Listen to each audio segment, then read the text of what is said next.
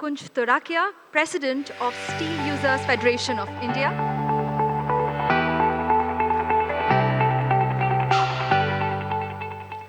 Then we have Mr. Sanjay Mehta, President of MRAI.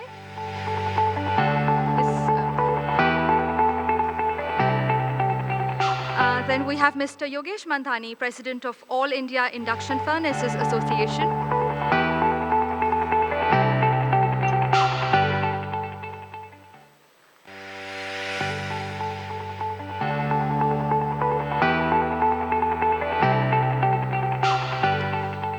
And finally, we have Mr. Dhruv Goyal, the CEO of Big Mint.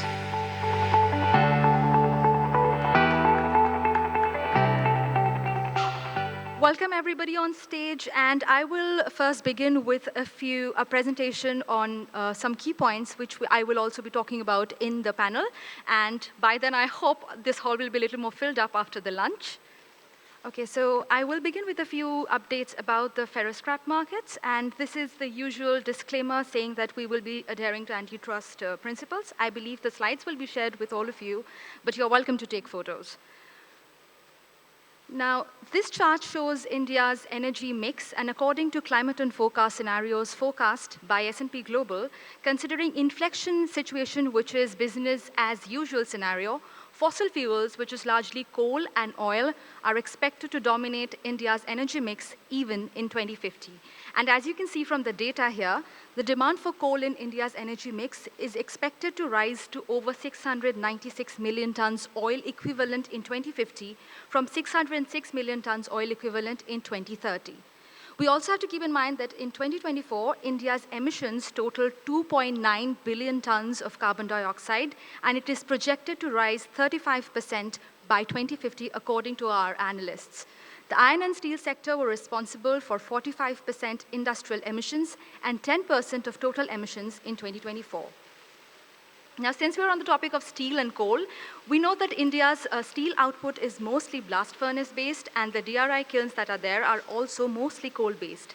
So in this forecast, we see that the share of steel output from blast furnaces currently stand at around 50%, and keeping the plant capacity expansions in mind in the coming decade, this share is expected to rise to 70%, and we also have to bear in mind that India aims to ramp up its steel output capacity to 300 million tons by 2030.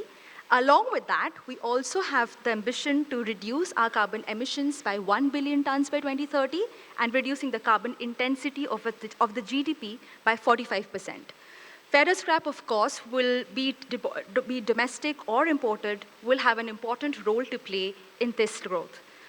Next, India came up with its own green steel taxonomy in December last year, as we all know. And it will be very important amid incoming regulatory changes such as the EU's carbon border adjustment mechanism.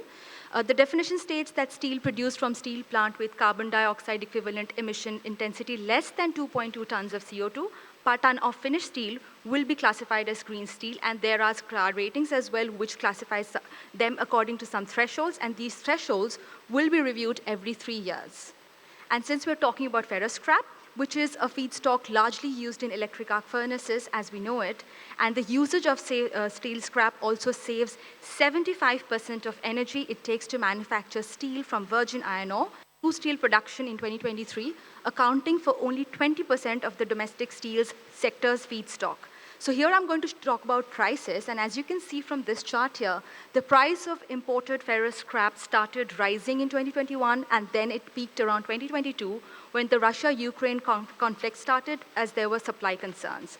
The price, however, has remained quite range-bound since 2023 and 2024, and market sources that we interact with on a regular basis have cited reasons like slowdown in construction ahead of the general elections in 2024, seasonal factors, and then volatile forex rates and the availability of cheaper domestic pig iron and DRI as some of the reasons that have impacted scrap demand in 2024. And finally, I'm going to talk about imports. And as you can see in this chart here, ferroscrap imports have been rising, showing how the importance of ferroscrap in Indian steel making. And it almost touched a high of 12 million tons, almost 12 million tons, which is exactly, it is 11.76 million tons, which was 40% high year on year. And this shows its importance, as I mentioned. But the imports have been declining after that, and the reasons for this some of the reasons are actually similar to what I mentioned in the preceding slide. So this was about ferroscrap, and now I would invite Mr. Dhruv Goyal for his presentation on decarbonization and Indian scrap requirements. Thank you. Mr. Goyal, it's all yours now.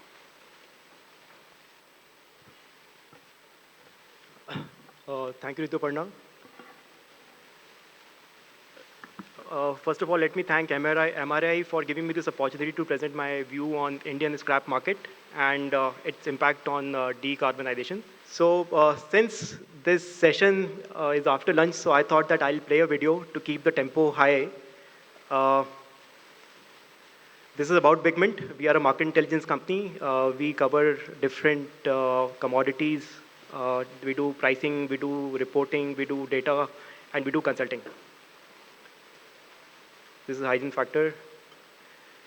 So there's a small video which I like to present, but I make sure that I finish my presentation within 10 minutes. Fine. I think we can play, play the video after the presentation gets over. So let me start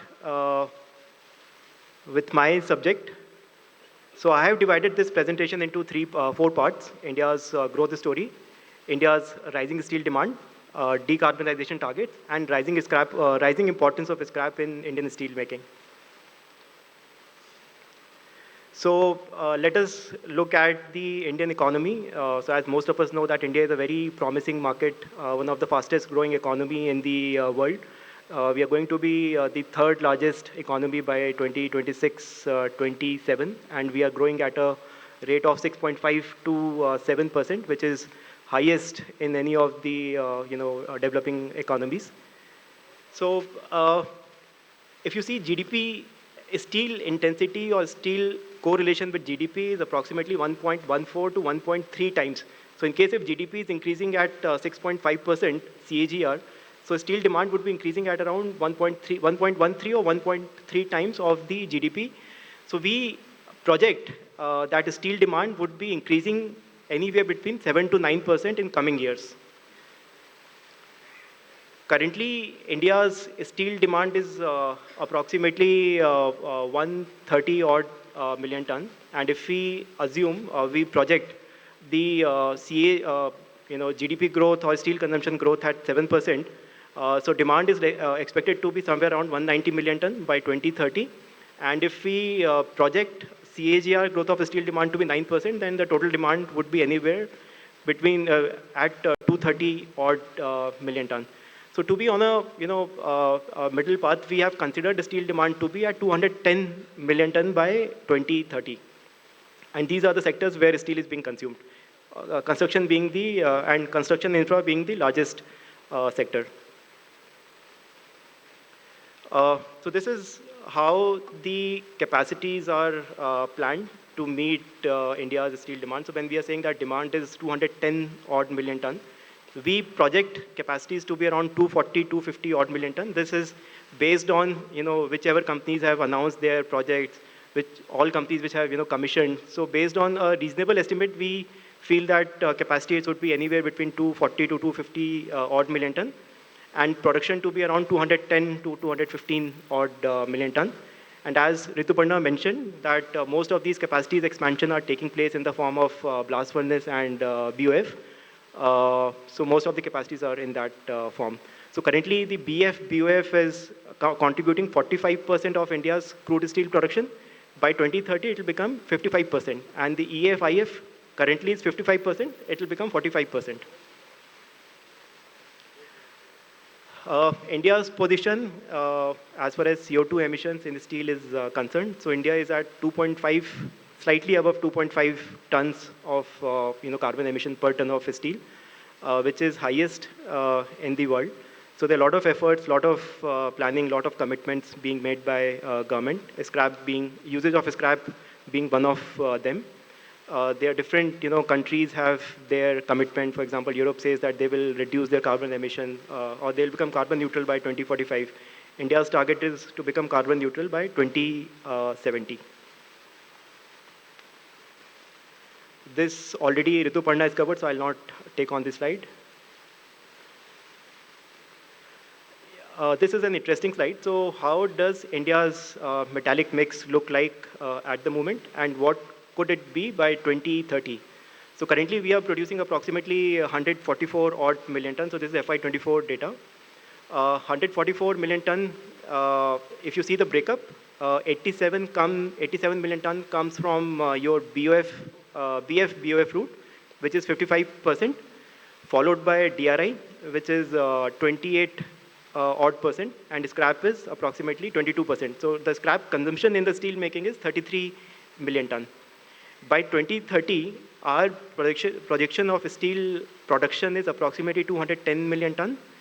We project hot metal to contribute approximately 60% of the steel making. In volume terms, it will be 135 to 140 odd million ton. DRI would be anywhere between 60 to 65 million ton, which will be 20 to 25% of the total metallic mix. Scrap 45 to 50, and this will be 20 to 25% of the total metallic mix. Hot metal, because most of these expansions are done by the larger players, so they have blast furnace and they will continue to use iron ore and coal. They will make hot metal and then they will convert it into steel. DRI is a very interesting story, despite it has higher carbon emission, but it is very cost effective, especially when coal is the availability of coal has increased in India. So if you see when we read the capacity expansions, most of the expansions are also taking place in form of your DRI. Though scrap will be a preferred feedstock, but because of cost implication or because of the cost effectiveness, sponge is also will also be preferred in steel making. Now look at specifically focusing on the scrap market. So we are saying that the total scrap demand in steel making is approximately, currently it is 33 million ton, and by 2030 it will increase to 45 to 50 million tons. So let us see that how does the local generation play an important part in this.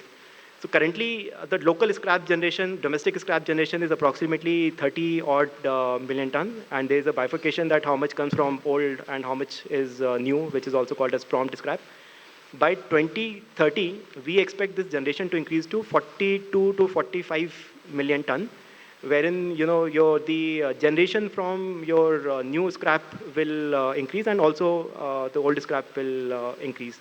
But the scrap generation will pick up pace after 2030, when we feel that policies will become more implicable and people will start following these policies. So the growth rate of scrap generation after 2030 will be far higher. So this is the entire ferrous supply demand dynamics. So steel making, we require approximately 33 million ton. But if we include foundry, the total demand comes to be 39 million ton. Our generation is approximately 30 odd million ton. 10 million ton is imported. By 2030, we expect scrap demand in steel and foundry to increase to approximately 53 to 55 odd million ton.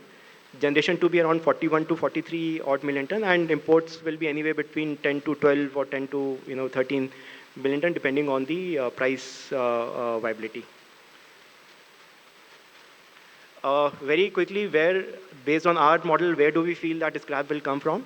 Most of the scrap will come from your industrial generation, as more and more industries are getting installed in India, so the scrap generation will increase there. Home scrap will also increase. End of life, we see the maximum increment in scrap generation. Construction, although, because there are a lot of construction activities that are taking place in India, but we feel that the percentage or the scrap generation will not be as high as it will be from your industrial activities and from your end-of-life vehicle, because the construction activities are getting more efficient. So this is all from my side. I would still like to play the video in case if it is possible. It is just a minute. Billion ton की कमी करेगा। चौथा, 2030 तक भारत अपनी अर्थव्यवस्था की carbon intensity को 45% से भी कम करेगा। और पांचवा, वर्ष 2070 तक भारत नेट जीरो का लक्ष्य हासिल करेगा।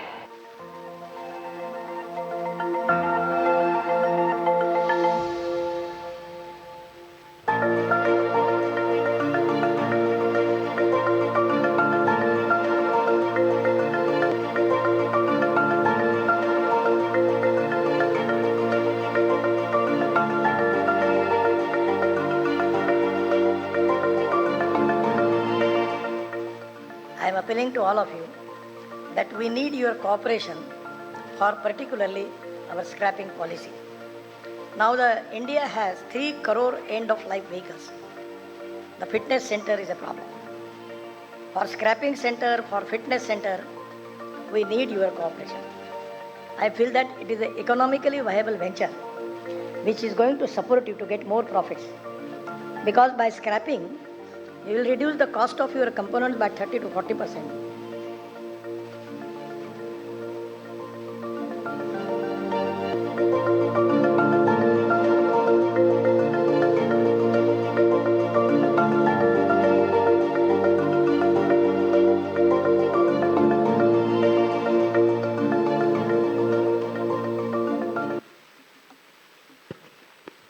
I'm sorry for the video, it was not played as per this thing, but maybe we can share the video with the participant. At the same time, we have a report prepared on scrap. In case if you want to access to that report, it is available at the console or at the dais. Thanks a lot. Thank you. Thank you so much for the presentation, Mr. Goel. I'll straight away go on to questions, and I have a timer in front of me, so I have been instructed to time everyone very strictly. So I will first begin with you, Mr. Mehta. So we've all talked about a lot of points about decarbonization, and I will eventually come to each of you for this answer, actually. So what are the biggest challenges that the steel industry now faces when it keeps the decarbonization and the 2070 net zero targets in mind? Decarbonization in our sector, basically after scrap or iron ore, everything, the value addition is power. Main value addition is a power. So at present we are not producing more green power, but yes, we have already achieved, I think, 250 gigawatts of capacity of green power, and times to come by 2030 as per the PM's target, 500 gigawatt we are going to produce.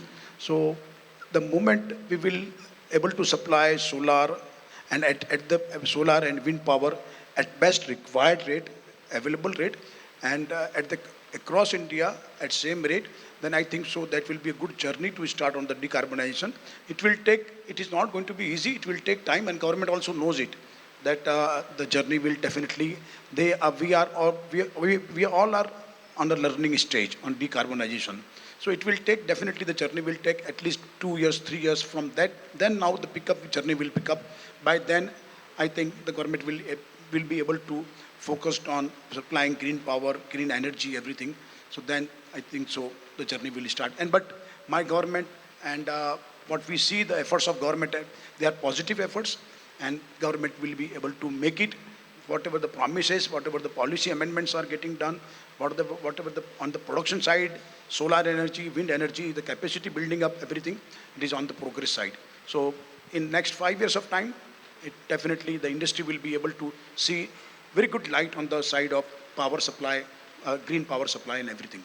Thank you. Mr. Turakia, would you have anything to add to this? Hello.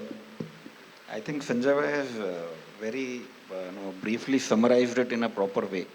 So I think we can go to some other question now. Okay, but I did want to ask this to Mr. Agarwal as well, because you are also a very important voice. So what, as a steelmaker yourself, what challenges do you think you face to attain these net zero targets? I think, again, same what Sanjay Bhai said, we are doing almost everything what we can do. There's scrap processing, we are cleaning our scrap, we are getting scrap, melting almost 80 to 90% of scrap. The major shift is, the major emissions we can cut is only power. Other emissions, there are other points also, but very negligible ones. Yeah. And what are the, my next question is actually also to you, what are the challenges that you face when it comes to scrap procurement, given that as a market reporter myself, I realize that India is a price sensitive market. So what are the key challenges that you face when you're trying to procure scrap, especially from the global market? For the Indian market, the biggest problem as on today is the GST issue. There's a lot of domestic scrap available, and for the global, I don't. I think all the countries around the world are trying to protect their local industries by restricting the export of scrap. So that is going to be a big challenge going forward. And as on today, the major challenge for containerized scrap is the shipping freight. So shipping freight is eating into the profits of all the yards as well as the consumers over here. So I think going forward, if the shipping freights come down, it will become easier to import scrap. I wanted to ask this next question to Mr. Goel. What do you see would be the factors that will impact global shipping freight rates as well as imported scrap prices in the near term? I think Turkey, coming to answering your specific to scrap prices, I think Turkey being the major, driver for imported scrap. Apart from that, India is also reliant on scrap imports, but it is very price sensitive market as you mentioned. And the factors which will derive or which will assess the availability or imports of scrap would be, for example, markets like Bangladesh, they are not very active at the moment, or maybe Pakistan is not very active at the moment because these markets are very scrap dependent market. But I think India is a very growing market. The demand for scrap is very high. And as we, according to our projection, imports will be somewhere between 10 to 12 million ton in coming years also. Thank you. And since we're talking about imports and Turkey, you mentioned Turkey. So one factor that I think Mr. Mehta also touched upon in the morning is the EU's waste shipment regulation. And how big a concern is that for the industry, Mr. Mehta? It's definitely a very big concern for as well for India's. I will say that on ferrous side as well as non-ferrous side. Ferrous side we are contributing maybe around 15 to 17%, and non-ferrous side it's about maybe 25%, 30% from the European side to the India. So it's a great concern for the country because we started developing our growth story from past 10 years. And we have ramped up the productions, everything in last, say, about 5 years of time, and the productions capacity building up, everything is going on very well. And if we get the scrap ban from 2027, it is going to be setback for the country. Government is definitely knowing everything, and we are side by side, we are preparing ourselves to improve our collections and every collection systems.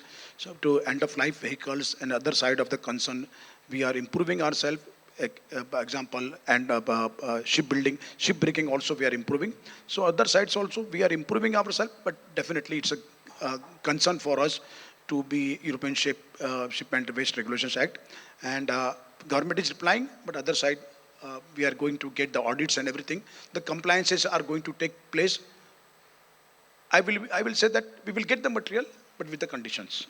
Definitely, conditions apply. Right, definitely. We have that confidence, but in a hypothetical situation, if Europe is out of the picture, do we have alternatives to meet our requirements for the time being? Because even in Mr. Goel's presentation, he's mentioned that by 2030, there will still be around 10 to 12 million tons of shortage between supply and demand. So do we have alternatives to look at if Europe is out of the picture? We don't have the alternatives. We have to match the global prices. If Europe will be out, definitely it won't be out. I'm damn sure the kind of conversation with my government, the European BIR and everything, we will get the material, but definitely it is going to be a little bit restrictions. It is not going to be the free for all. It is going to be the restrictive to the audited, restrictive, the audits will be done, and whoever is going to follow the law, they will get the material. And regarding the shortfall and everything, we will definitely have to follow the best prices, best price mechanism, everything. India will be definitely on the impact side, so we will have to pay a little bit more to receive the material, and time will tell us how the situation will be, actually. Right. Right, thank Thank you. you. So another factor that both Mr. Goel and I have talked about in our presentation is that India has a very young blast furnace fleet, and given our net zero goals, my next question is to Mr. Mandani. So how feasible will it be to convert this fleet to electric arc furnaces, because that will use scrap and that is of course less energy intensive? And what would be the challenges to convert this fleet to electric arc furnace if that is the way forward? Yeah, so good day to all. First of all, let us come to the fact that today's new era is about all net zero. And the sector what I represent is so-called secondary sector, which produces the steel from the root of blast furnace, sorry, induction furnace and electric arc furnace, keeping aside the blast furnace. I won't go into the numbers. Mr. Goyal has already mentioned all the numbers and the figures about the capacities and how the capacities are coming. But I am very much confident with the sector wherein we are able to produce steel with a very near to zero carbon emission from the route of induction furnace and the blast furnace, which already has been discussed by Mr. Mehta. Now the fact is, if this sector is so promising, if we see the developed countries like China, US, even the European Union, they are shifting their production activity from the blast furnace to this route. Already the European countries and the China has already started shutting down the blast furnaces production. No matter in today's present India, some of the capacity building is on the higher side with the blast furnace, but in the coming days, you will definitely see that the induction furnace and the arc furnace. The moreover, the best part is what world wants, what the European Union and what the best for the globe is to be a net zero in production activity. So if this sector is so bullish, and I personally feel, and with this platform, I would also like to urge that let the voice of from here, it goes to everywhere, everyone, everywhere in the system, in the bureaucracy, in the industry and the steel ministry, that yeah, this sector needs to be promoted, and if promoted, it's good for the harmony of the ecosystem of the world. Thank you. Thank you. I will now deviate a little bit from decarbonization and ask in general. So my next question is to Mr. Turakia. This is a burning topic. Everybody's been talking about the safeguard restrictions, and we know that the safeguard probe is on finished steel. And again, as a market reporter myself, I've been hearing that the demand for finished steel has been impacted. So could you tell us how the safeguard restrictions might benefit the steel industry as a whole, and especially the secondary producers? I think this is a very relevant question as on today. And let me take a quick poll here. How many people are in favor of safeguard duty? Please raise your hand. 1, 2, 3, 4, 5, 6, 7 out of maybe 100. There are people raising two hands also, I've seen. Okay. No, but so the, it is very clear that safeguard is not going to help. It is something which is a very temporary measure. In 2016 also, safeguard was tried to be implemented. It was implemented. 2020 also it was tried. And now again in 2025. Now, if we really see the data, is there any surge in imports? And why do we say import is bad? If we want economy to grow, if we want the steel consumption to grow, then import is essential, because you cannot make all the qualities of steel in India. You have to import better quality steel, and you have to create a demand for that kind of steel in India so that it becomes viable to produce that steel in India. Now, if you don't reach to that stage, or you don't allow the manufacturer to reach to that stage and put curbs, then it is never going to grow. So my take is that, see, if we see the data also, imports from 2019 to 2024, it has been ranging from 4.3% to 7% maximum. Is it bad? I think it is very healthy. And people, so we represent the users industry, and they come to us that if imports are stopped, we will have to close our shop because that quality either is not available in India or it is not available at the right price. Now, if it is not available at the right price, you are not competitive. You will not be able to produce your final product. What happens if it is not available? Either you will shut shop or you will go to a lower quality, which defeats the purpose completely, in my opinion. So we should not look at safeguard. We can look at any duty structure, whatever, if it is 7.5% today and we think that it is not enough, increase the duty. There is no problem at all. In any case, I think it is 15%, and then, the effective duty is 7.5%. You have to make the industry competitive. We are talking about Make in India in a very, very big way. We are talking about, supporting SME, MSME sector, but really we are not doing it. We are, I'm very vocal about it. We are giving all the push for the supply side, the production side, but there is no push on the demand side. So we are talking about 2030, 300 million tons. We are talking about consumption 160 kgs. Are we going to reach it? I think Dhruv just now made the presentation, will be at 210, right? So we are not reaching the target. And isn't it that we need to introspect? Why are we not able to reach? Today, across the board, everybody would agree that demand is not great. Today, everybody would agree that export is not great. Why export is not great? You are increasing your capacity, and if the domestic demand is not great, then you will have to export. And if you have to export, you will have to compete with China. There is no other way around. So please let us make ourselves very strong and not look at certain, temporary measures. Let us make it, ourselves very strong. Thank you. Thank you. So, Mr. Mehta also. Nikunj bhai, of course, I am on the scrap side. I will disagree with you that, yes, to safeguard my industry, definitely we want that duties to be imposed, sector to be, manufacturing sector to be safeguarded, so that at least whatever we produce, definitely that can be taken care by very well. Employees will be paid, the salaries will be paid off, and everything will be taken care.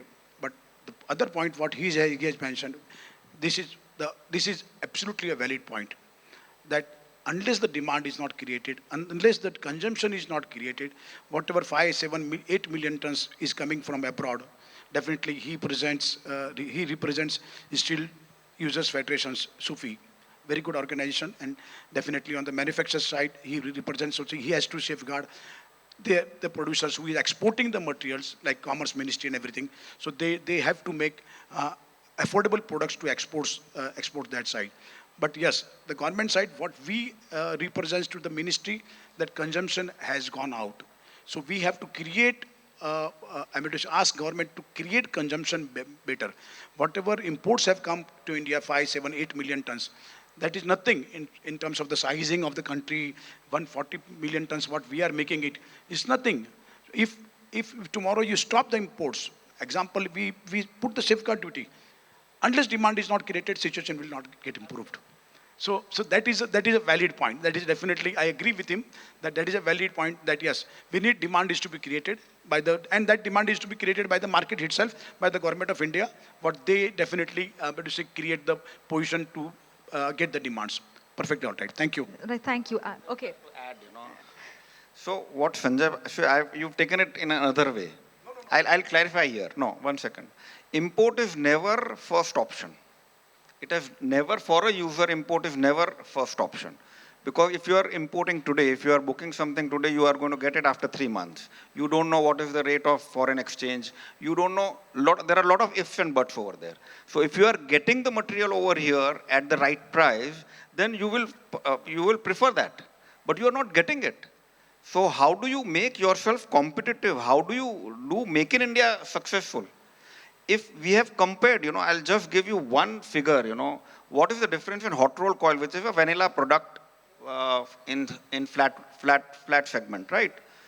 $100 is the differential of the price in China, domestic price, and the price in India.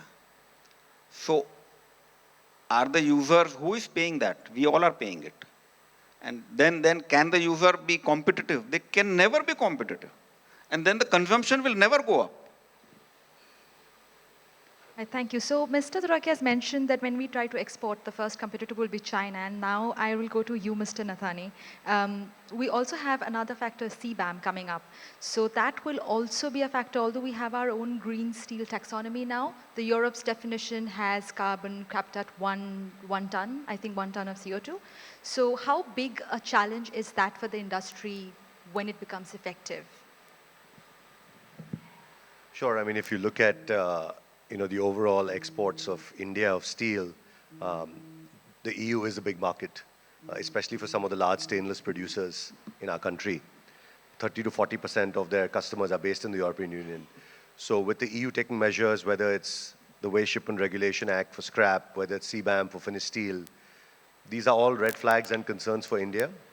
But I think MRAI and our views are very simple. We can't control that. Policies are coming from the EU that are going to be a reality very soon. And the only thing that we can control is how ready we are as a country, how prepared we are as an industry to face those new requirements and new challenges if you still want to continue doing business with markets like the EU. I don't think any steel mill in India is just going to stop doing business with those markets. They're two large markets. They're very big customers of ours. So the only way then is to make sure your company, your country, your association is working with the government, working through the right channels to make sure that we are fully compliant with whatever the regulations that are coming. Till today, we don't exactly know what the requirements are going to be imposed. I think it's later this year by November, around when the EU is going to give more clarity. But whether it's CBAM or whether it's WSR, making sure that your countries are getting ready to be audited, making sure your companies are going to be ready for external audits from the EU-appointed inspection agencies, making sure you're taking the correct steps today to reduce your carbon footprint. All these small steps are going to go a long way to make sure we have access to those markets. And I'm sure the Indian industry, the Indian government, MRAI is doing a lot of work behind the scenes with the Ministry of Environment and the Ministry of Commerce to make sure that these markets remain open and fully accessible to Indian steel producers and Indian scrap importers from 2026 onwards. Thank you. And now, because we've also talked about demand, I want to ask this first to Mr. Agarwal, and then I'll come to you also, Mr. Turakia. What needs to be done to improve demand, overall demand? We talk about green steel CBAM, but first we're going to talk about the finished steel demand, and it's been pretty bearish, as everybody has agreed. So what needs to be done to improve that? I think the government expenditure this quarter should return to normalcy. Last year it was an election year. A lot of time was gone in elections, the central elections, and we had elections in 5 states. Then a lot of time was lost in government formation. We had weather disruptions. But I think this quarter onwards, the government capex is going to pick up, and which is really going to help. And the government's emphasis is already a lot on infra, housing. Automobile is one sector which needs to improve. I think that way, going forward, it is very important for the government to increase the demand, and capex is the way forward, private and government both. Mr. Turakia, would you have something to add to this? Majorly, it is infrastructure where the demand comes from, and that is where the major player is the government. So they need to put their house in order and then do the expenditure, whatever the budget. We will get the budget announcement very soon now. So, but otherwise, the other sectors like auto sector is not doing that great. Construction sector is also, now it has plateaued, and perhaps it is expected to go a little bit down. So I think these are disruptions which are going to come, but the moot question is that what are we doing to increase the demand of steel in India? Are we doing anything? We are not doing, in my opinion, we are not doing anything. We had few years back, Shakuntala ji is here, and why steel conferences we had kept, why WHY, why steel.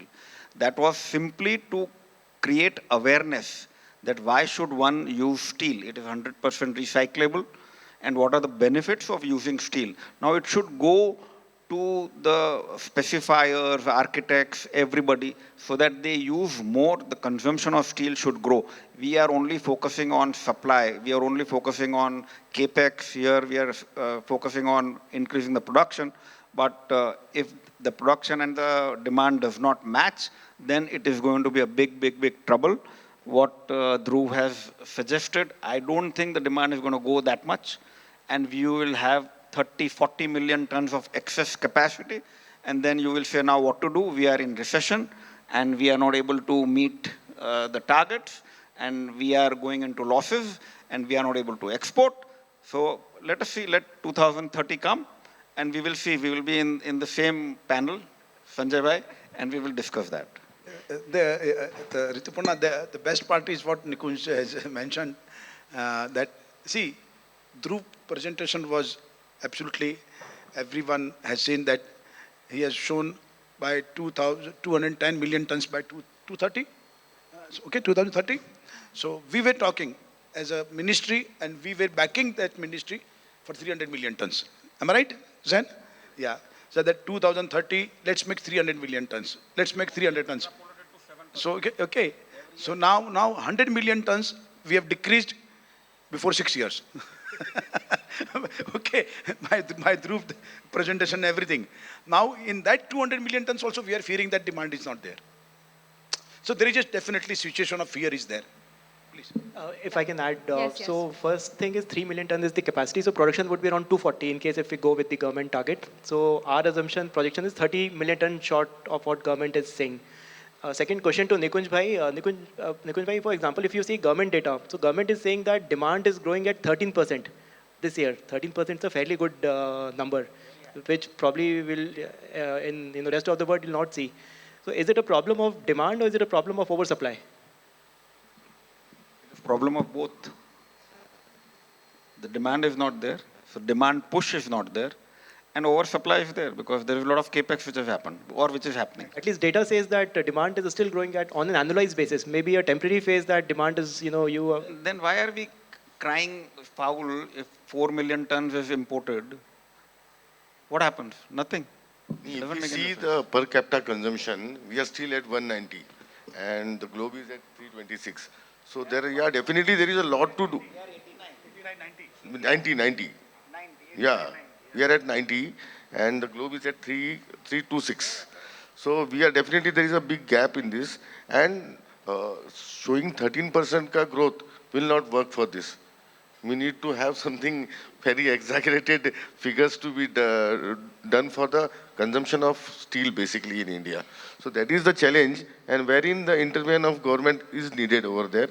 So I want to intervene and ask, so there are policies in place, and as Mr. Turakyan Mehta has been saying that there have been a lot of initiatives taken. So what more do you expect the government to do?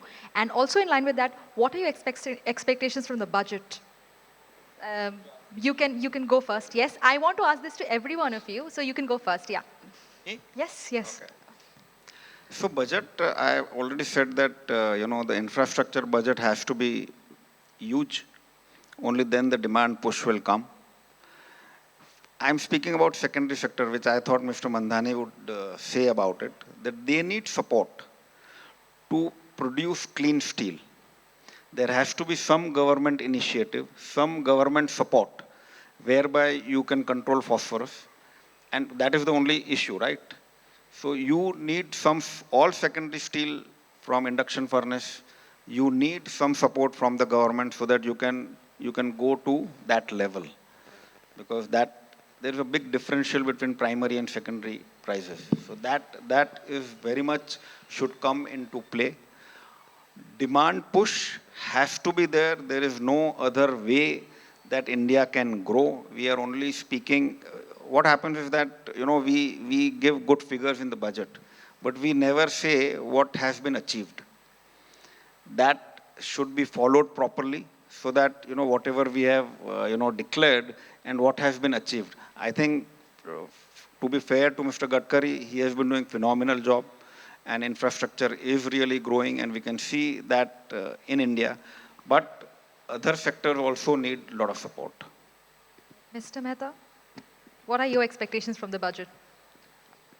As far as our demand, of course, the infrastructure push, and as far as my sector, I mean to say our scrap recycling sector, of course, non-ferrous duty is to be abolished, and we are targeting and we are waiting for the government that at least in this budget, two verticals, two commodities will get 0% duty. And as far as ferrous is concerned, my government is sitting down and they are very well taking care of the ferrous scrap duty is zero. So for next 5, 10, 15 years, definitely it is going to be zero. And infrastructure boost has to be there. Regarding demand, I see that we are having demand of 2020. We are not having demand of 2024. Yeah. So, that demand, pre-COVID demand is there.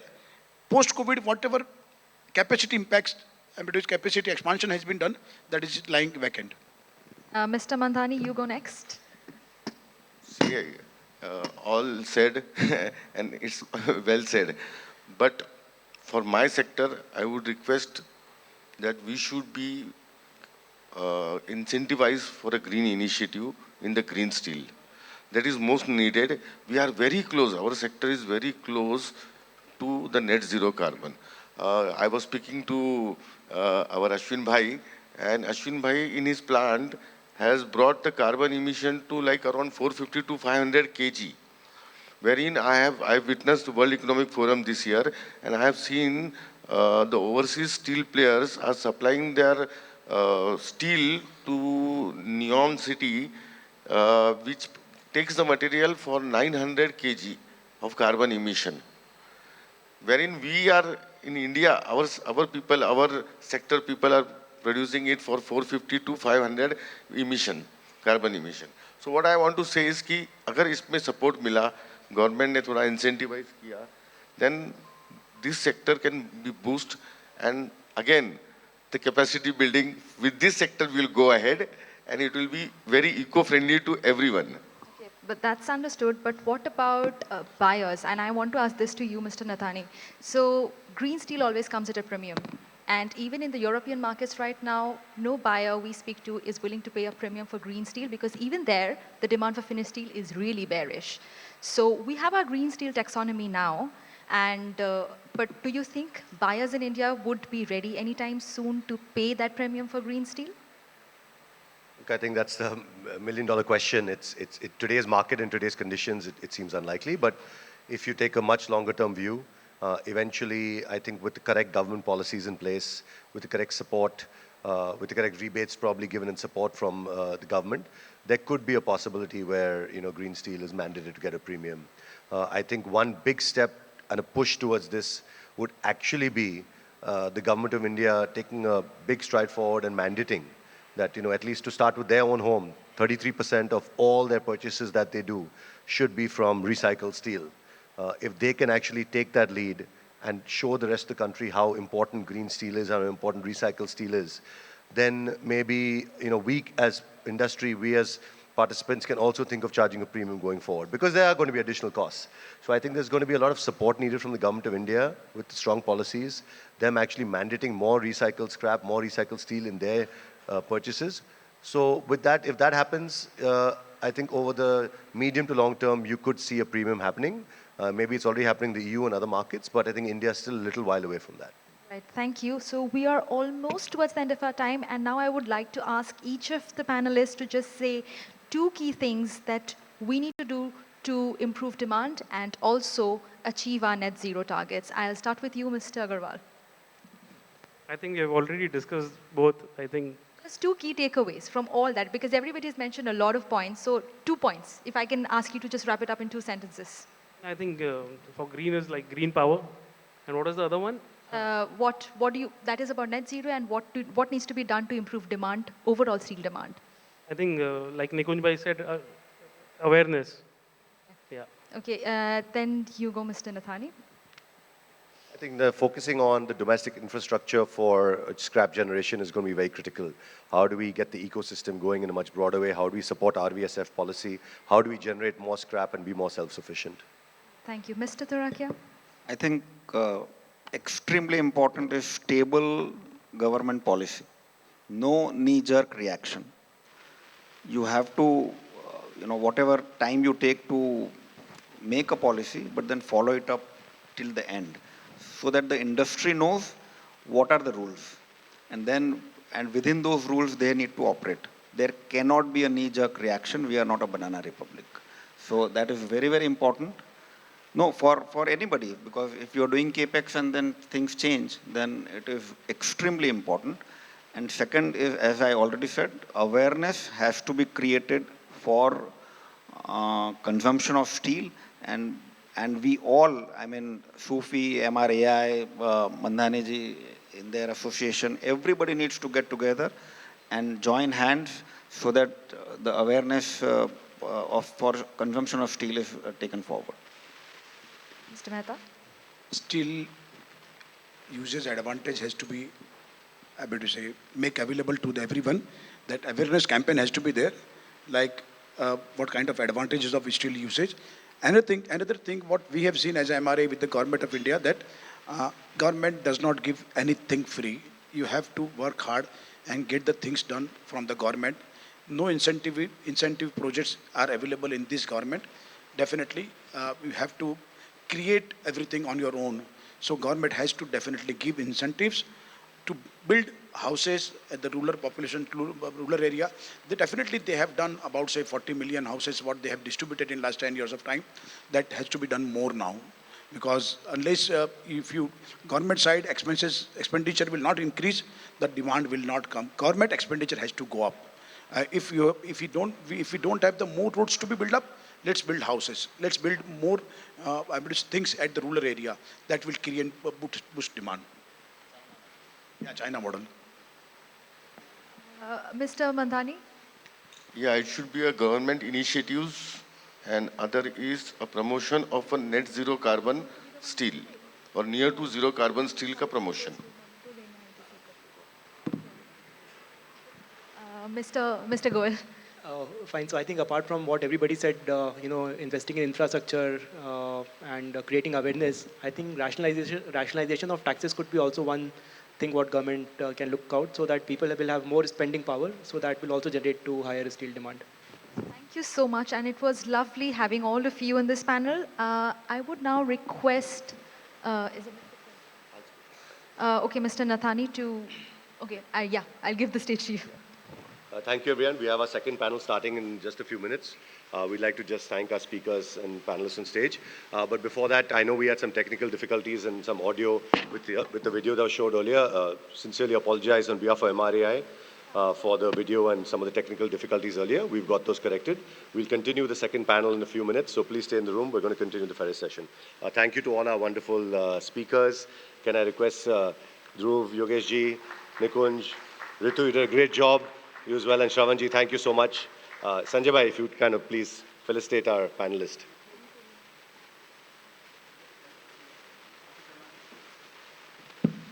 I'm really thankful to Rituparna, Nikunj bhai, Shravan, Dhruv, and Yogesh bhai Mandani for especially attending this session. Thank you so much for traveling all the way. Thank you so much. Thank you. I think, Sanjay bhai, you don't need to say thank you.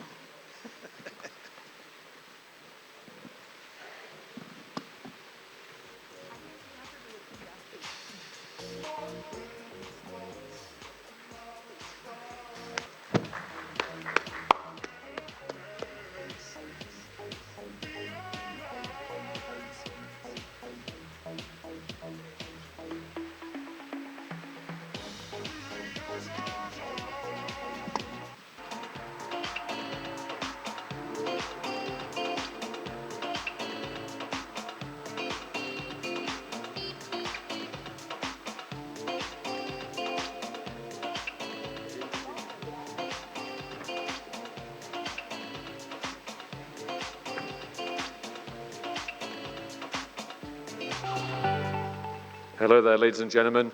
Thank you very much to Rituparna for the kind introduction. And may I say that she did a fantastic job stewarding that panel that we just saw in front of us there. So congratulations to Rituparna on a fantastic moderation. I would like to call to the dais the speakers, the panelists for our next panel session, which is on global steel demand and outlook. First of all, you've just seen him on the stage, well known to many in this organization, Mr. Zain Nathani, Director of Nathani Group, a well-known expert in the recycling industry, both in India and abroad. Started his career as a management consultant with Bain & Company in New York, and currently the Managing Director of Nathani Group. Please come to the stage. Up next, a man who is one of the most significant market participants on the buy side in the Indian market, Mr. Kir Shah, MD of Monosteel India. Mr. Shah is the CEO of Monosteel India, a manufacturer of steel bar, bright bar, and mild steel bar in Kutch, Gujarat, also a director of the MRAI. Mr. Shah, if you could please join us on the stage. Hello. Third of all, we have an introduction from the UK, my home country, Mr. Paul Bodkin, Commercial General Manager, EMR Group. EMR is a global leader in sustainable materials. As consumers prioritize environmentally conscious products and governments around the world target net zero emissions, EMR's focus is looking after the planet and for their customers, big and small. Paul Bodkin on the stage, ladies and gentlemen. Great to have him there. And last but not least, from Bangladesh, we are delighted to have with us Mr. Sanjay Ghosh, Head of Supply Chain Management at BSRM Steels. Mr. Ghosh has been working in BSRM for the last 20 years. He's the senior manager, one of the senior managers of BSRM Group. Before heading the department, he worked in different areas of the supply chain, such as logistics, distribution, procurement, and other areas. So thank you very much to Mr. Ghosh for completing the panelists, and thank you very much to all of the panelists in today's session. So the structure of this session will be starting off with a presentation from myself, and then we will go into panel discussion with the fantastic guests that we have on the stage. So hopefully you can see on the screen the presentation slides from the Fast Markets Group. There was just one piece of paper which I did want to pull out of my pocket and for some reason cannot now find.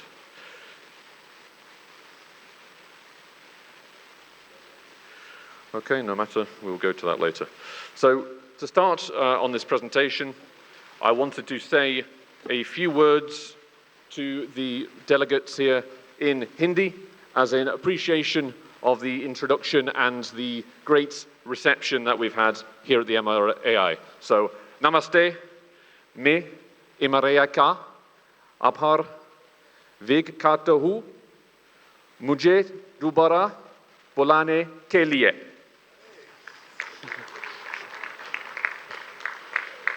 Thank you very much.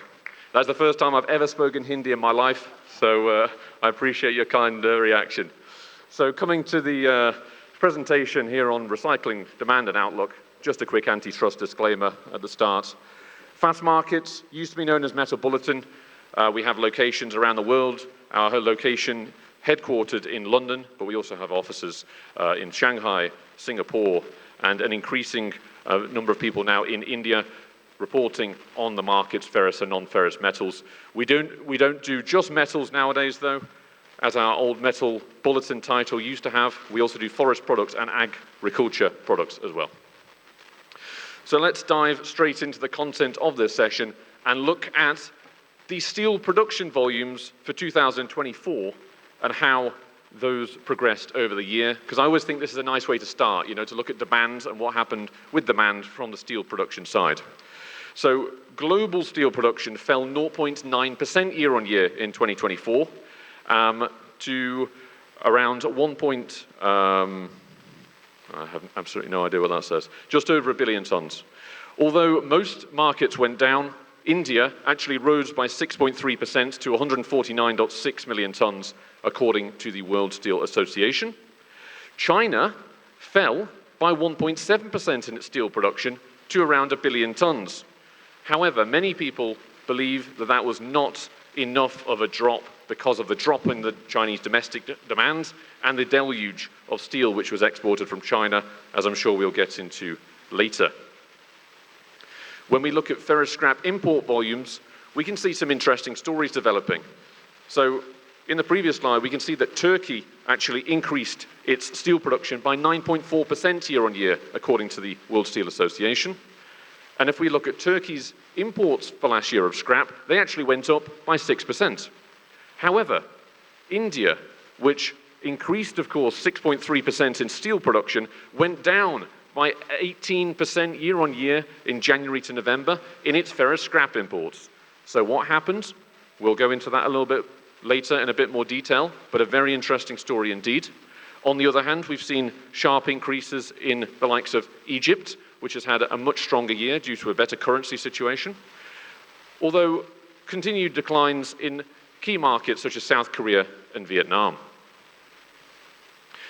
When it comes to prices, actually all of these major consuming markets paid less for ferrous scrap year on year in 2024 compared with in 2023. And those actually vary, though, from location to location. So we can see that the market that paid actually the most last year compared with the year before was Turkey of this list, with a drop of just 3.7% year on year. That comes, of course, from higher demand last year compared with in 2023, although the entire ferrous construct was brought down, of course, by more Chinese exports and difficult economic circumstances in many of the consuming countries. On the other hand, we've seen a drop of 6.6% in India. Now, I should say that all of these here are based on Fast Markets pricing for each of these markets. So we at Fast Markets offer bespoke scrap pricing across the board, whether it's Bangladesh, India, Pakistan, South Korea, Turkey, Vietnam, or Japan on this mark, as well as the markets of the US, UK, Europe, of course.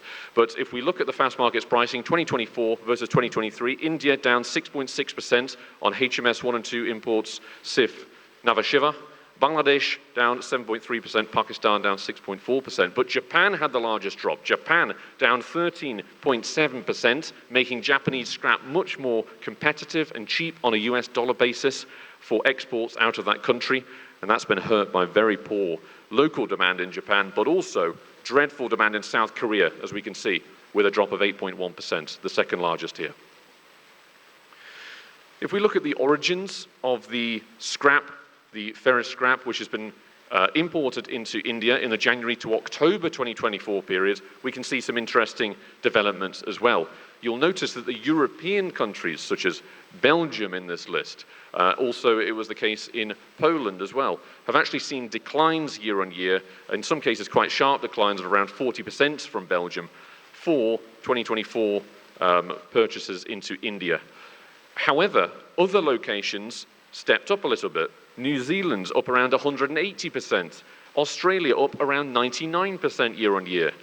And what's the reason for that? A lot of it has to do with logistics and freight. With massive issues in the Red Sea, increased container freight, it has meant that India, as well as Bangladesh, have had to look for other alternative suppliers, perhaps with a different route, not material traveling through the Suez Canal, but perhaps stuff coming from Oceania, as we are seeing increasingly in this chart. When we look at the bulk cargoes reported by Fast Markets into Asia, mostly from Australia, New Zealand, and the US West Coast, we can also see a drop last year on a year-to-year basis, down 42% in Q3 24 versus Q3 2023. We always collate these deals when we hear them, and we're able to make a rough estimate of the deals which have been reported. Of course, as many people know, though, some of these deals remain secret and never come to the market, despite our best efforts to find them. Looking at the price comparisons between India and Turkey, we can see also that the India market, enjoyed a smaller premium over Turkey in 2024 versus 2023, and that is again a product of lower demand in India for import scrap versus that in Turkey, which saw an increase in its volumes. One reason for that has been more plentiful and cost-effective sponge iron DRI supply into India. You can see in the chart here the gap in the grey markings there between the DRI price, ex-works India, and the HMS 8020 import price, CFR India, has actually risen over the past year, meaning that the scrap has become more expensive compared with the sponge.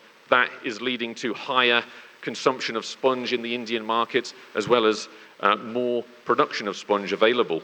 We actually saw that Indian DRI production, according to the World Steel Association, was 49.95 million tons in January to November 2024. That's up 11% year on year. Many people think this trend is going to continue with higher sponge production in India. And coming back to Turkey, the mill margins are better, but certainly not as good as in 2022. They've moved slightly above break-even average long-term levels recently, but there's still not a lot of profit in Turkish steel mills. This year, though, things could be better, according to the Fast Markets research team, partly due to more duties on some steel imports to help local industry, particularly on the flat steels, and lower interest rates in Turkey. We've seen a cut recently again of the interest rates in Turkey from the central bank. That's going to help the construction sector, our researchers believe, as well as construction output forecast to increase by 2.7% this year and 3.9% in 2026, according to Oxford Economics. So Turkish demand is expected to be higher, and therefore our research team actually believes higher prices for ferrous scrap this year are possible. But of course, we'll have to see how the market progresses. It's certainly not started as a very hot market this year so far. So anyone who wants to talk about our services can please come and find me afterwards. Be happy to give you a demo. Or you can visit us at our stall here at the MRAI, where we've been greeting colleagues and clients and interested parties over the last few days. Thank you very much for your attention and for listening. And now we're going to turn to the panel discussion. Thank you.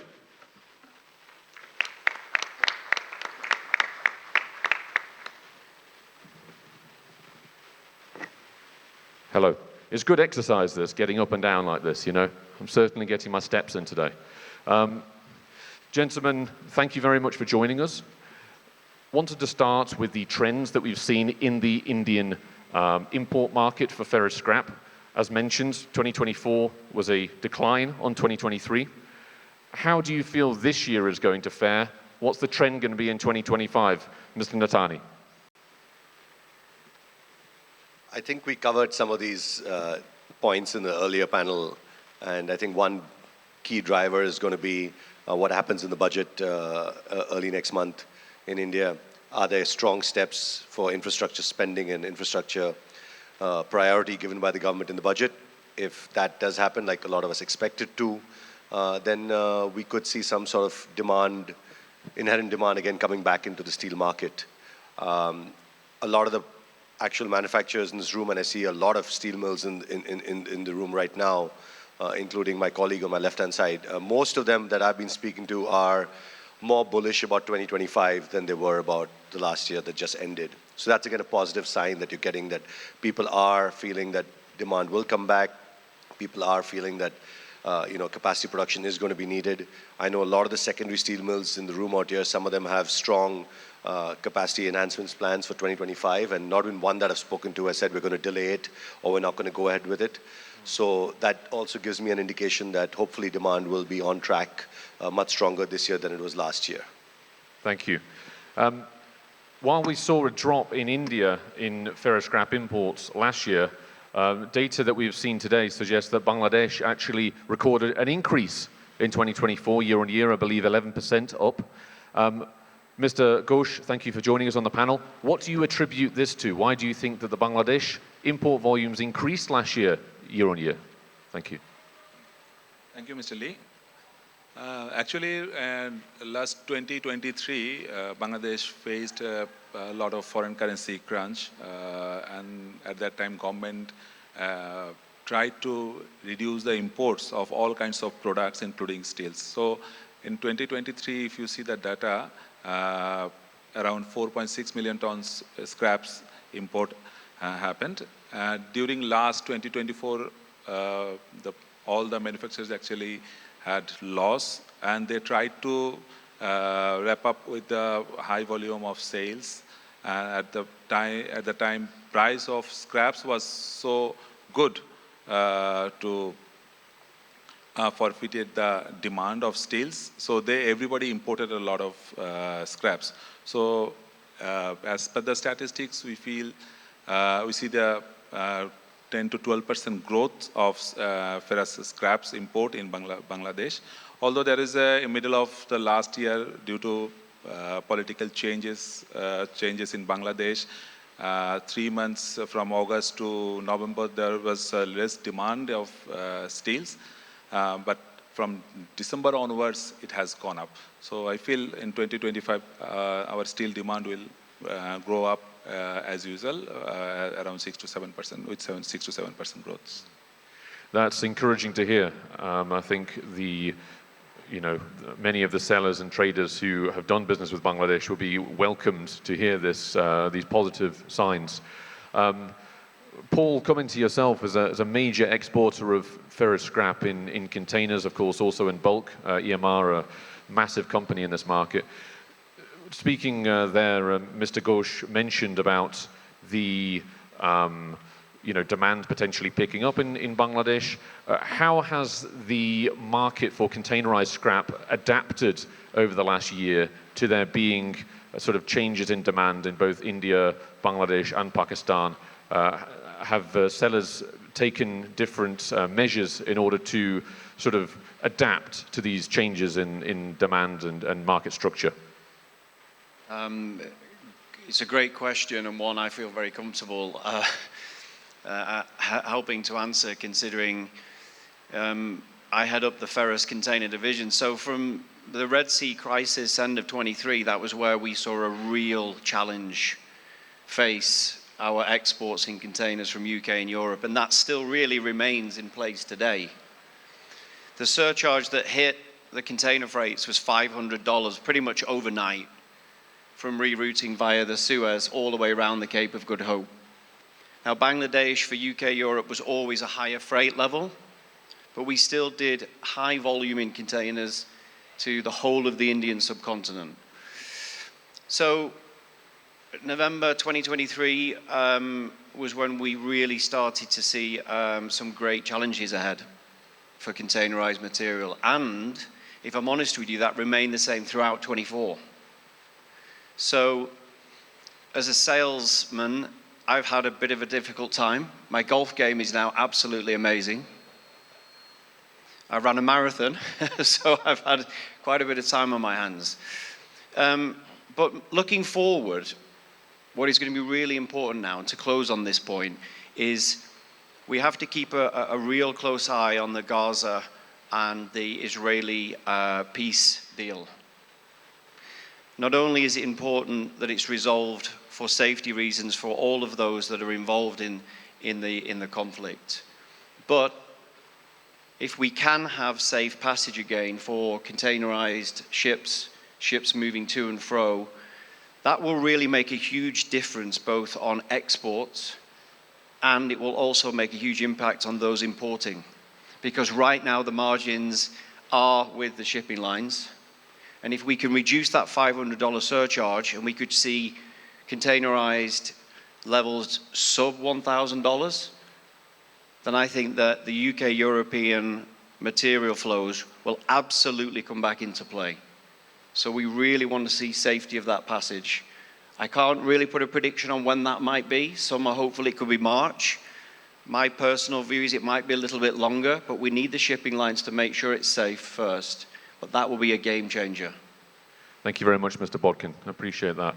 It's going to be interesting to see how the market moves in the next few months, with potentially quite a lot of geopolitical challenges and changes, but some of them for the good, some of them for the bad, perhaps.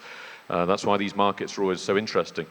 Mr. Kiyashar, I wanted to come to yourself on the point that Mr. Natani was making earlier about, the possibility for more bullishness this year, potentially in the Indian market among steelmakers. Do you share this view? Are you more bullish on 2025 compared with last year? Thank you, Lee. Yes, I also feel so. It would be more bullish for the market because India is a net importer of scrap. We would be needing much more scrap till right now for the productions, and also for the green steel. You need the recycled material. And right now, all the material you getting up from Japan, USA, Singapore, Hong Kong, Malaysia, all the regions, and all the industry people have now been coming up for the procurement of more recycled scrap, because again, it would be for decarbonization. While using this material into your furnaces, you get more power consumption reduced, and that is a saving for the industry. And if you have to be in the market, then you have to reduce your cost. Your total production cost would be reduced in a way. Thank you. Thank you very much, Mr. Kiyashar. Just coming to the point you made on Japan there, we are seeing a tendency for sort of more Japanese bulk cargoes being available to and being exported into India. Also, this is a product that Bangladesh has been buying for many years as well, but it seems like India in the last few years has got involved with this more. What are the benefits of buying these Japanese bulks? Is it more flexibility because of smaller tonnage, or why do the Indian steel mills seem to love these cargoes now? Basically, on the tonnages, as the Japanese cargoes come up on 10,000 tons, 15,000 tons quantity, so the buyers, they can bring up these cargoes and can be discharged at the ports, and they can it can be the material for 2 months and 3 months time being. So right. So and also Bangladesh not being in the market for buying for the material, India has got the opportunity where they can negotiate with the seller. Do you think this is going to continue then? These Japanese bulks to India should be a long-term thing? Basically, it depends on how Bangladesh would be coming back. If they are now empty stomach, then India would be out. And in terms of Bangladesh, Mr. Ghosh, you were mentioning earlier, of course, there being better steel demand seen in the last maybe month or so after some challenges in the second half of last year with the new interim government, as you mentioned. Are you seeing the possibility for more government-led construction infrastructure spending in the next few months in Bangladesh to help support and drive that rebar demand? No, at this moment, Bangladesh has no elected governments. This is the interim government. So interim governments will not undertake any new projects for the time being. So they, what they are doing after taking the charge, they actually stopped all the fundings for the time being. So that is why all the steel makers actually reduced the productions until and unless government they have not received any clear instruction from the governments. So last few months back, governments agreed to continue their ongoing projects and continue funding on that projects. So that projects will keep continue. And on the other hand, Bangladesh, mostly 70% of the demand comes from the individual households. So they are making their own houses, so there is no restrictions. So it will continue like this. This government, I don't feel, until and unless there is any new government's forms, they will undertake any new projects. Thank you very much for that, Mr. Ghosh. Much appreciated. Speaking about the market situation last year, obviously one of the reasons why India saw such a sharp drop in scrap import demand was the availability of cheaper sponge iron in that market as a substitute for the scrap. And some induction furnaces have raised their sponge iron intake compared with scrap quite dramatically in the last 12 months. How do you feel, Mr. Natani, about this? Do you see this as being a trend which is going to continue, or at some point will scrap demand actually start growing despite sponge availability going up? I think in the short term, we're probably going to see that continue. Most mills are going to be, the induction furnaces at least, are going to rely more on local sponge iron. For the first time, we've also seen material being imported from the Middle East for sponge iron and iron ore pellets, etc. So it gives the Indian mills and induction furnaces more options to source cheaper material. But in the medium to long term, we are very clear that with green steel and a focus on decarbonization, overall the market will have to return to scrap buying at some point. But India has always been a very unique market in terms of just depends on the economics at any given point in time. They can either switch very easily between scrap and sponge. Right now, sponge is the preferred flavor, and I see that continuing in the short term. But as I said, with more focus on decarbonization and reaching India's emission targets, there's no doubt they would have to consume lots more scrap in the years ahead. Thank you, Mr. Natani. Do you agree with that as well, Mr. Kirshar, that the green targets are going to help to support scrap demand and maybe even temper sponge demand, even if there's more sponge being offered? Even if you use more of sponge for your industry, the production would be less, right? And as compared to the sponge prices, the recycled scrap prices are cheaper. So overall, the prices are cheaper for the scrap, and more procurement would be done as for the steel mills. As we are now more dependent on scrap, we use very less sponge iron for our production. We try to increase our production, so that would be saving the cost, and we can have more production and more selling capacity in the market. Thank you. Makes sense. This is a topic which has been discussed a few times today, so I don't want to go into it too much, but there is a very interesting perspective on the panel on it. So the waste shipment regulation came into force in May of last year, particularly for the European domestic markets. From 2027, there's going to be implications, of course, on the export of scrap metal, which is classified as waste from Europe. We are still waiting to see exactly what form this is going to take and what exemptions there might be in place, but it's certainly an interesting topic which is getting a lot of people talking, as we've seen at this MRAI this occasion as well. I did want to start firstly with Mr. Zinatani on this, but then also come to Mr. Paul Bodkin for his opinion. So, Mr. Natani, just to begin with, just to sort of set the table quickly, are there any updates with regards to India's application with getting any exemption from the WSR, and how do you expect that to play out? Because I believe that there is a deadline in February for this sort of communication. Yes, again, like we discussed in the earlier panel, this is a very hot topic right now, and most non-OECD countries need to work with the EU and get this one right. There's no option on missing deadlines and not submitting the paperwork and documentation needed. So at this initial stage, MRAI has been having lots of meetings with the Ministry of Environment, various other government departments, and the mandate at this stage is basically the government has told us as MRAI to just collate data in terms of which scraps India needs.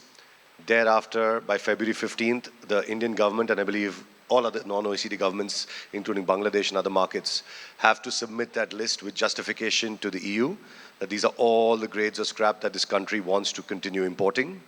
We're then told by around November this year, the EU will give their formal replies on what grades will be allowed and what grades weren't. We're still not clear in what the requirements are going to be after that. We know there are going to be audits. We know there are going to be certain restrictions and requirements. I don't think our government has been formally communicated what those next steps are. But as of now, we have communicated very clearly to MOEF what grades India needs and why we need it. And our government will definitely be in no clear and uncertain, not in uncertain terms, passing all that information to the EU. So from the government perspective, we're doing everything that we can to make sure these markets are unhindered in terms of access for Indian scrap buyers. It'll be very interesting to hear what Paul has to say, because he's exactly on the flip side of it from the supplier's perspective. But from a buyer's perspective and an Indian marketer's perspective, we're doing everything that we can to be compliant. Thank you very much, Mr. Natani. And Mr. Bodkin, so onto yourself. What's your position on this? How do you feel this is going to play out, and what might be the consequences of, I suppose, what's going to happen? So firstly, I'd like to put two things forward here. Of course, I've been invited on behalf of EMR, which I'm most grateful for. But I also want to put a personal take on this. EMR, as a global player, recycle almost 9 million tons of ferrous annually and 1 million tons of non-ferrous. So routes to market are incredibly, incredibly important to us. From a personal perspective, I've traveled across India from 2017. And over that time, I've built strong friendships, and we have really important, strong partnerships. So for us, India is incredibly important. Every time I travel every year to either a conference or to see a steel mill, the question is always posed, what about the ban? Ban. All I hear is the word ban. I think we need to be really careful on using the word ban. Now, here's my EMR hat on now, the way that we view the current draft. Okay? We believe the current draft of WSR, waste shipment regulation, is not a negative thing. We believe it's a positive thing. We do believe that shipping waste around the world is not correct. That's a fact. Now, the way that we look at the regulations right now is that we already produce products which are sub 2% impurities. So when me and my colleague Ankobai are selling into the Indian sub, we sell at a 2% maximum impurity. We already have end of waste at most of our sites. We're already adhering to the certifications. We're already selling into countries that require end of waste. So for us, and I'm going to say this as a supplier, it is a positive. I think now what we need to do is work with those who are potentially seeing a negative and work towards making sure it's also deemed a positive. So there's a draft there at place at the moment. I think we should agree upon the draft, but I don't see it as a ban. I think we just need to be careful on using the word ban, because that's what really concerns me when I speak to our friends and our partners across India. There is a grave concern about the word ban, so let's be really careful about that. The regulation is correct, and we all need to work together to make sure that we're pushing hard from both our perspective and in India's perspective, pushing the right people to agree and get it all ticked off correctly. Thank you, Mr. Bodkin. It's a very interesting point of view, and it's great to have a discussion like this on the panel. I wanted to come to you just as a sort of a follow-up to what you said and ask you, in your opinion, how do you think this will affect UK ferrous scrap exports going forwards from 2027? So I had a good conversation with one of our important customers when I walked into the room at 2 o'clock, and I asked him the question of what he sees this outlook to be. And he actually surprised me and said it's quite positive, because he's in agreement with us that by sharpening up the quality and asking everybody to step up, it's a positive thing for them. Yeah. They, of course, want quality materials. This isn't about a pricing level. This is about the materials coming at the right specification, so it's added value in use, and the furnace gets exactly what they want from the product. We've always strived as EMR to provide that product, so we still see it as a positive thing. In answer to your question for other suppliers and with the regulations that will come in force, it could be challenging for them. There could be CapEx requirements to help them. Some of them may struggle. We too will have to invest more and more across our 63 sites in the UK. So it may affect some of the volumes, but I think it's a challenge now for us all to step up and make sure that the flows aren't disrupted, because we can get that level of impurity correct and get the quality you need right. So I'm quite confident. Thank you very much, Mr. Bodkin. Yeah, it's a very interesting topic, the end of waste categorization, which is available to all recyclers so long as they receive an audit and their material is fitting the specifications of that. And under the end of waste, that material is not waste and therefore will not be subject to the rules of the waste shipment regulation. So it's a very interesting point of view. And do you believe, Mr. Natani, from your understanding of this sector, that there is a lot of European companies that already have this certification, or do you think that this is yet to be determined maybe, and it's something which is going to come down the tracks? Yeah, I think, I'll just spin your question around a little. I think the perspective and the concern for all of us should be, are we ready to import? The suppliers, like Paul has said, they'll get their act together, and some of them already have got their act together from the sound of it. So I think what we need to do is, as India, really look within and say, look, what do we need to do to get ready for 2027, right? Yeah. There will be audits coming, there will be certain requirements coming, like they have to put in CapEx, we'll have to put in CapEx as well to make sure we're meeting certain requirements. Yeah. So I'm not really that concerned from the supplier's perspective. They'll do what they have to do. We need to do what we have to do out here to make sure we are completely ready. The other thing I agree with Paul is that the perception has to change. I think if we had the same discussion 6 months back last year, there was a lot of fear in the Indian market that, oh, this is a ban and what's going to happen. I think where we are today, there's a little more clarity. There's less concern. It's more now about getting ready and making sure we are ready that we can continue to import as a country. So I think the focus is on that now, and that's the way it should be. Thank you very much, Mr. Natani. Final question from myself.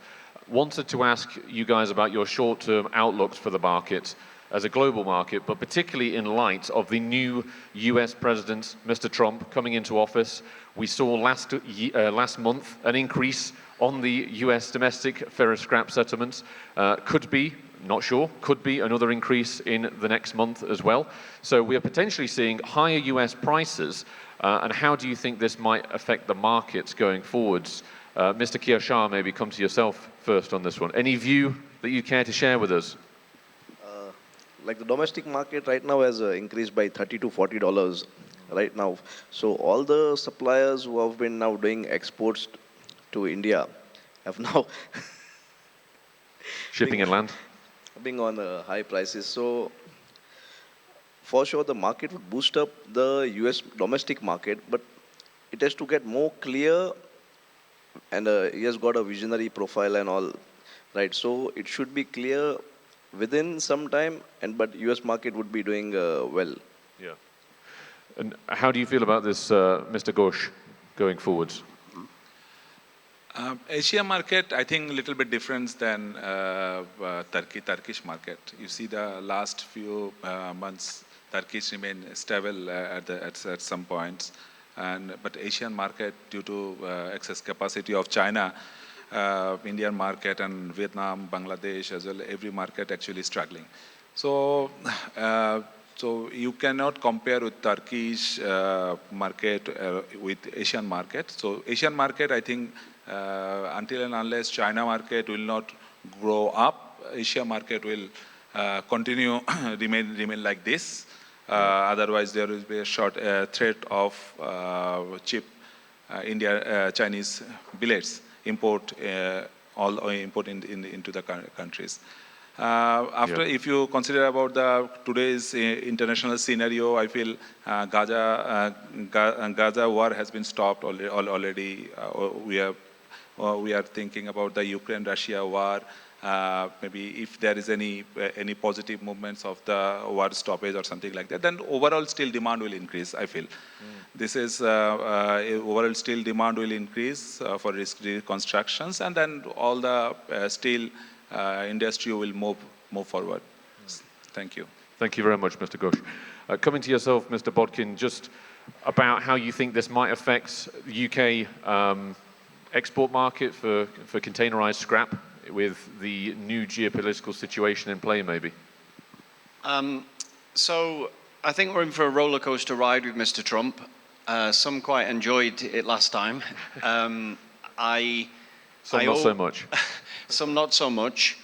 I think every morning waking up, depending on what he used to put on Twitter, could seriously affect the outlook for that day, whether it be currency or anything else. So I think we're going to see a similar thing again, which could really affect the FX. That's a big one. I think our focus this year, certainly on a container perspective, I have covered, but I'll repeat again, is that we really, really need to see that the container shipping lines now revert on their surcharges. I make that request because I believe that will allow for much more flowing material from UK and Europe, which is required.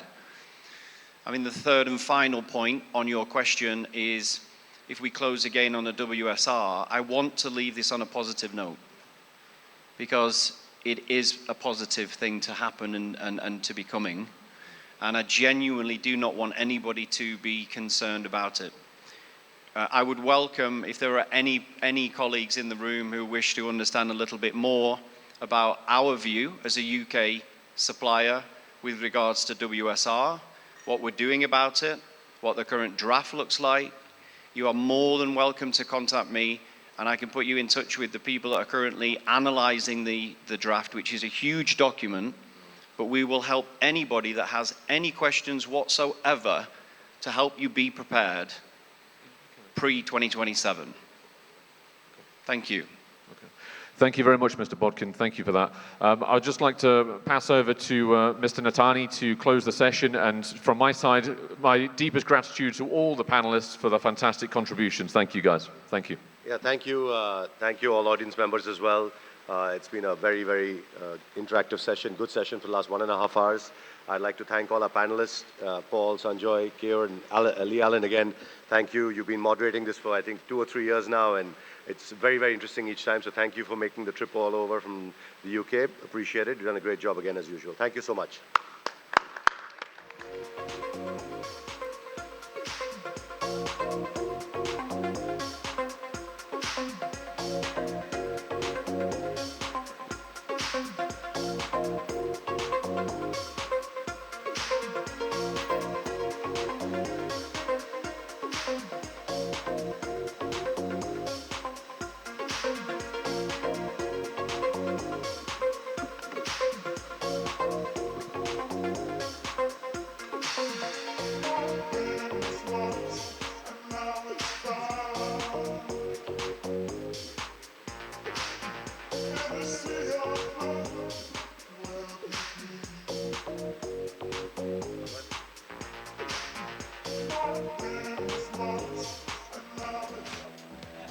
thank you to all our panelists.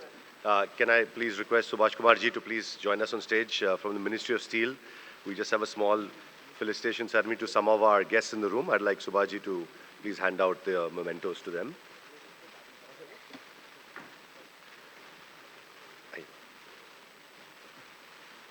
So this year, MRAI wanted to just acknowledge we've actually had our highest number of ferrous registrants. So thank you, all of you all in the room, for attending our conference.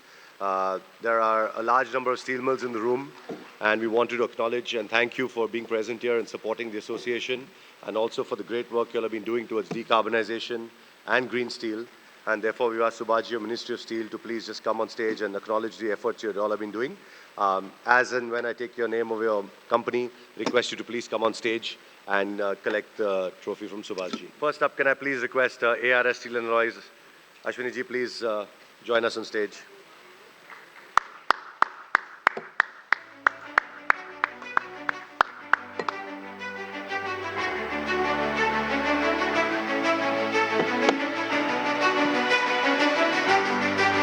Huge round of applause for ARS Steel, please.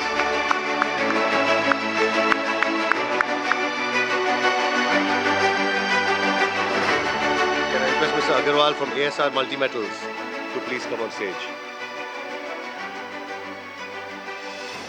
Saw me earlier. ASR is not here right now? Just saw them. No problem. From Jaideep Metallics and Alloys.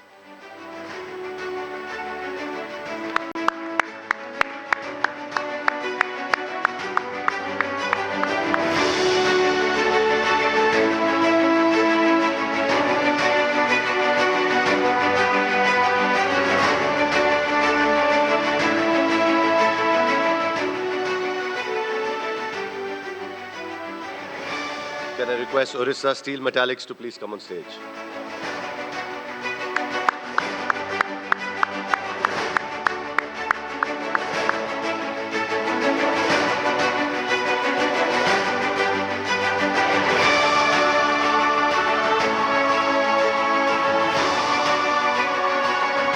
Can I please request Sai Bandhan to come on stage?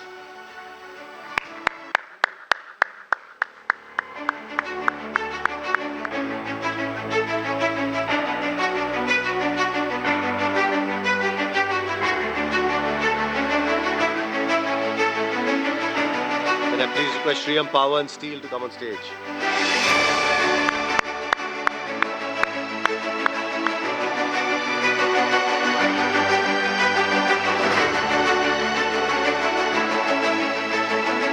Shriyam is here? There you go. I saw her. Yes. Please come.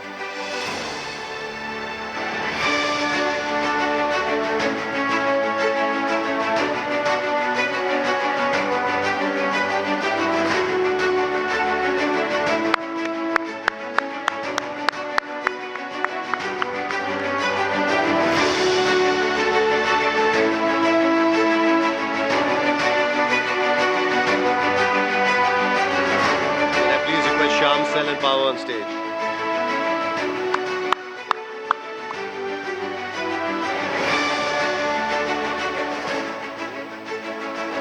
Shyam Cell is not here? Oh, you got to pick up too. Then this is yours, that's it.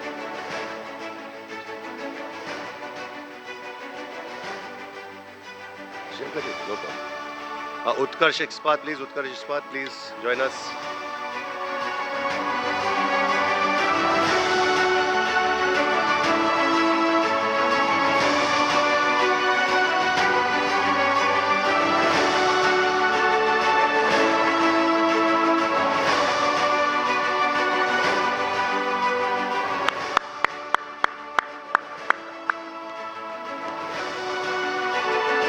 Can I please request the representative of Fuletra Steel to please come on stage?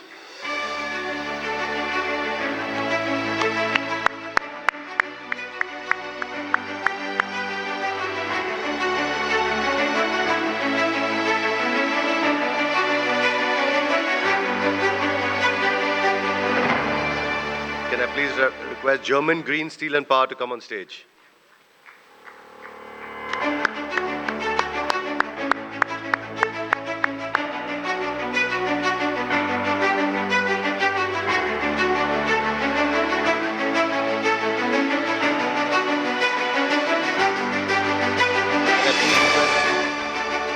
request Amalgam Steel and Power to come on stage.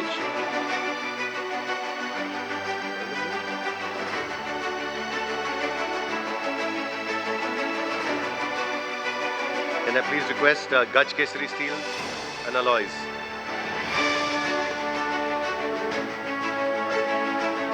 From RL Steels, Mr. Gupta's here.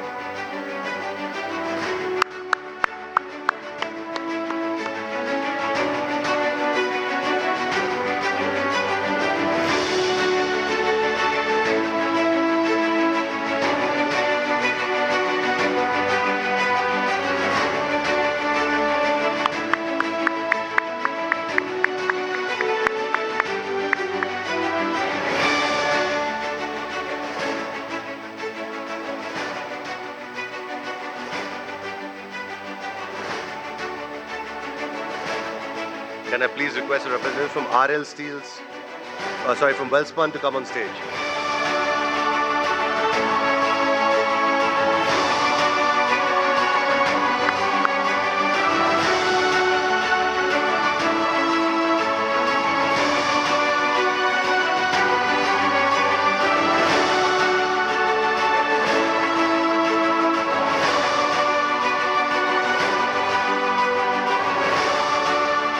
Can I please request the representative from Aurora Iron and Steel to please come on stage?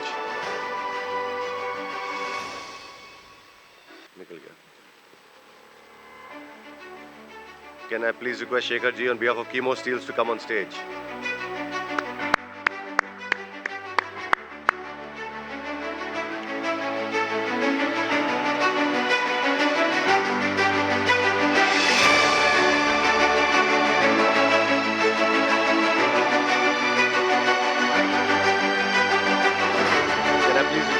Representative from Rathi Steels to come on stage.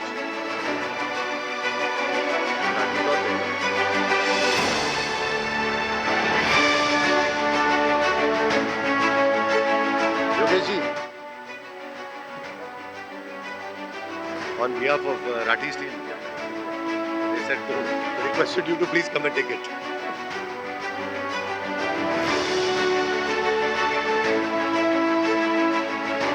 Can I request Mr. Shravan Agarwal of Guardian Steels to please come on stage?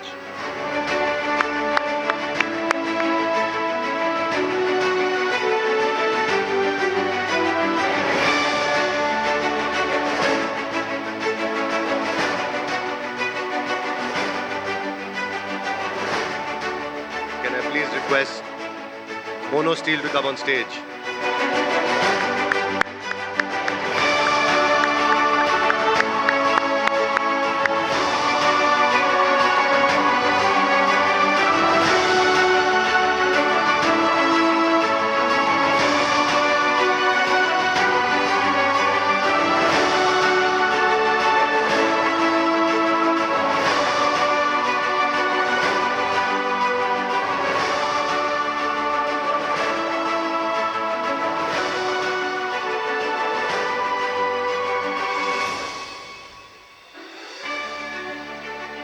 Thank you so much, everyone. Now I would request Mr. Ramesh Agrawal to kindly come on the dais. We want to felicitate you, sir. Ramesh ji was not there day before yesterday, so we have to honor your presence here. Sanjay ji, Sanjay Tripathi ji, Ramesh ji and Banke Bihari all the way came from Chhattisgarh. They are the largest steel producing belt in the Raipur. Their contribution to the secondary steel is immense, almost 25 million tons they are producing it from Raipur. Single belt, highest production of steel in Raipur. So we congratulate you all, Banke Bihari ji, Sanjay Tripathi ji and Ramesh Agrawal ji for